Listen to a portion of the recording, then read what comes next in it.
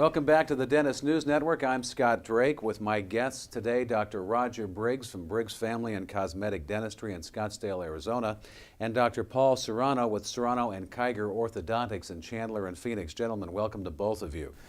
Nice to be here. Good to be here with you, Scott. Dr. Serrano, we'll start with you. You both attended a recent sleep disorder conference. Can you talk about that?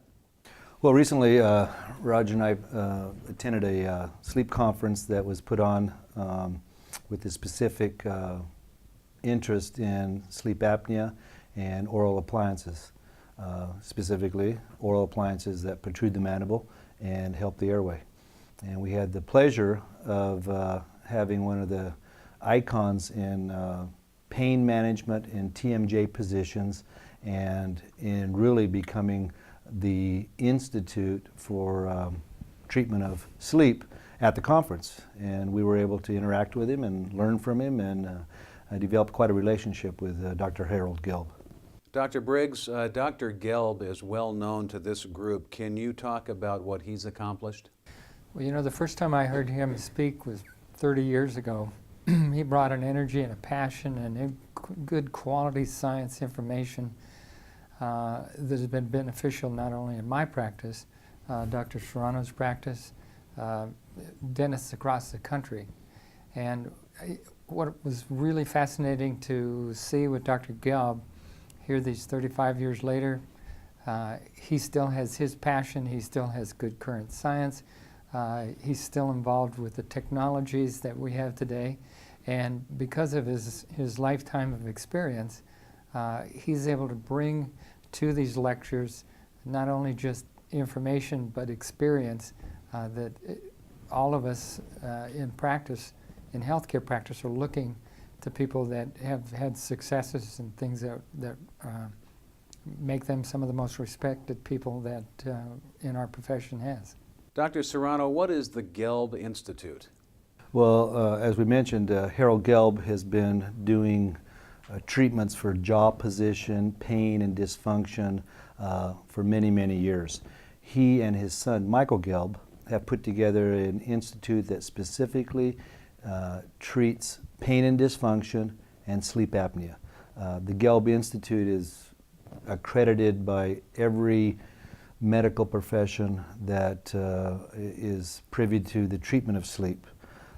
He brings us dentists into the medical world with respects to co-learning and also co-treating significant sleep disorders. Dr. Briggs, can you talk about what exactly is the state of the art now in sleep dentistry? Well, Dr. Serrano is an orthodontist, and I'm in general practice. My practice is slanted towards helping people with airway problems that have to do with the position of their jaws. So the state of the art is really creating from children clear through any age of an adult an open airway that creates more health for them. As Dr. Serrano said, Harold Gelb brings to dentistry a relationship with the medical side of it that has made dentistry more effective at helping with some of the sleep disorder problems that are created by inadequate airways. So an orthodontist can expand the size of the airway. I can move the jaw forward. All these things are things that Dr. Gelb has pioneered with the jaw joints and things that have effect on that to create healthier living for people dealing with sleep issues. Dr. Serrano, it's more and more common for health professionals and dental professionals to work together. Can you talk about this growing relationship in sleep disorder treatment? Well, I don't think it was a hard friendship. It's just the friends didn't know each other yet. The medical profession was aimed at getting people better. You know, the study of sleep isn't that old. Within the last 25 years, it's really come into its own with the comorbidities being exposed, etc. They didn't know necessarily that there was something you could do with the facial bones that would increase the airway. So the predominant treatment and the gold standard for treatment of sleep apnea, obstructive sleep apnea, was to use a CPAP, or continuous positive air pressure. It works. It was it is used predominantly, but what we've learned is that not all patients can tolerate it. It's like putting a little bit of an air pusher, it's air in the room, down your throat to open the airway. It's almost like a pneumatic airway opener. What we learned is that, and Gelb started some of these things, Dr. Gelb, was that if the jaw was positioned even the least bit forward, the airway increased. It's all about increasing the airway to treat the sleep apnea. So some of the things he did early about saying that the effect of moving the jaw forward might have an effect someplace else in the body, might make the jaw into a more normal position, or maybe make the jaw into less normal. So he developed a whole scheme. This is even before medicine was thinking too much about jaw positions, about where your strength is, where the importance of where your jaw sits with facial pain and balance. Almost like the ultimate chiropractor that lines up your spine and lines up your body, and physical therapists. Well, he continued it on up into the facial features. And now that we know, okay, increase in the airway is going to help, we take all of Dr. Gelb's stuff and put it into the same formula so we can get people healthier without causing any issues in their jaw structures, their jaw bones. You know, one of the things that both Paul and I were impressed with at this conference was that Dr. Gelb, is he close to 90 or is he over 90 now? I think he's 87. Okay, so he's approaching 90 years old, has the energy of a 50-year-old, and he absolutely maintained that the reason he has the energy that he has, that he's got the passion for life that he has, is because when he was a young man, he had a dentist who recognized how important that his bite was and helped him get his teeth so that they lined up together, held his airway open, and so it's affected his entire life positively with good health. One might guess that because dental professionals are looking in the mouth or near the airway all the time, they might be, well, best able to first diagnose something like a sleep disorder. What do you think about that? Well, yes and no. The comorbidities that patients with sleep apnea have are almost always recognized by their family practice if they ask the right questions. And what we're learning is that as they learn to ask the right questions, now they're starting to expose the sleep apnea. Now, in a busy family practice where you've got infections and heart problems and medications on, sometimes the diagnosis and the interviewing is looked over by a busy family practice. The good news is that when sleep medicine now is getting on the forefront, more and more questions are getting asked about how does the patient sleep. Us dentists are schooled. We've done it forever. We've worked in the mouth. Physicians don't really make things that fit in the mouth.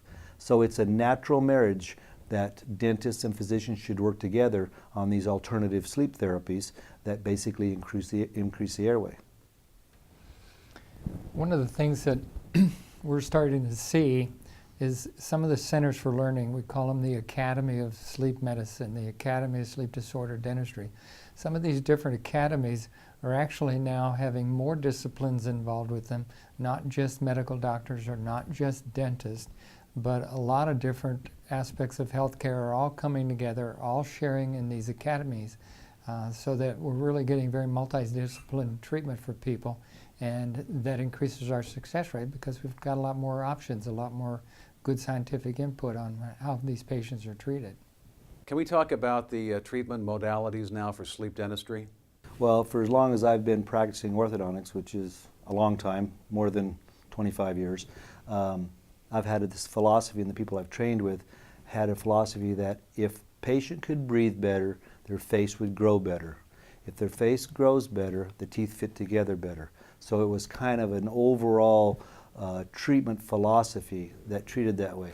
What we didn't realize is that really that face growing better probably was a lot related to how well they slept and how healthy they were.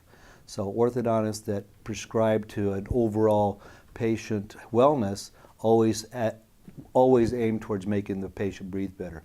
The appliances that we did that with were protrusive appliances, expanding the palate to make sure the nasal floor was wide enough so the patient could breathe better. Sometimes that by itself, just expanding the palate, is enough to make the patient breathe better. So it was almost a natural thing when we started to see adults with issues that we said, wait a second, those same appliances, the Herbst sleep appliances, really more than 100 years old. It was used in Europe forever to protrude the mandible. All of a sudden now we could adapt that to adults who weren't growing, who we might not be able to change the facial form with, but we can certainly treat their sleep problems.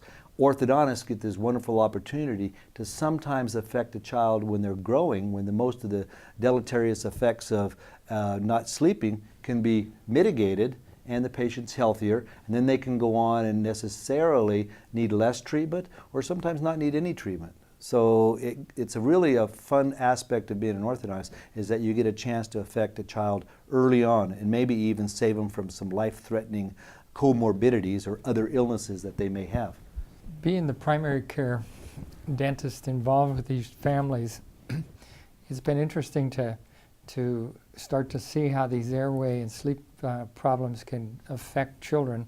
Now, Dr. Serrano and I have worked together since better than 25 years, and it's been really a pleasure to have an orthodontist who is so experienced and constantly looking at all the current proven science to help these kids.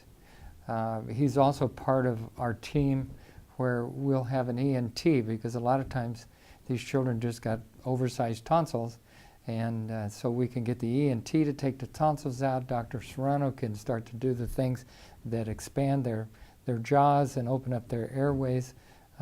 It's really neat to be involved in these families with the children that have got these problems early on, so they don't become an adult later who's developed all these end organ damages with heart disease and acid reflux and all the other things that go on with long-term sleep disorders. I think that's really one of the biggest gratifications, is you can take someone who has some illnesses that, because they weren't treated as a young adult or even as an old adult, and you can make their airway better and see some of those morbidities drop off, because they are, and medicine's showing it too, is that some of those comorbidities are directly related to how they breathe. We're living longer. We're all in an anti-aging mode to say, how long can we be functional? And when you take off some of those comorbidities, weight, high blood pressure, people live longer and happier. And sometimes we can be the first line of defense on those. Well, finally, this sounds like it was a great conference. How did these continuing education events get started? Well, oftentimes you'll have someone that's a big person in this industry that actually helps make the appliances and stuff, and they'll take the initiative to say, you know what, let's get all the doctors together and let them talk out and work out some regimes or some protocols.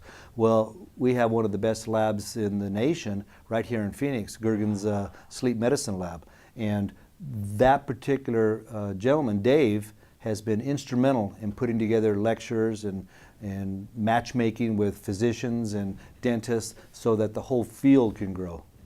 Well, gentlemen, once again, thanks to both of you. It was enjoyable to be with you, Scott. My guests have been Dr. Roger Briggs with Briggs Family and Cosmetic Dentistry in Scottsdale, Arizona, and Dr. Paul Serrano with Serrano and Kiger Orthodontics in Chandler and Phoenix. You're watching the Dentist News Network.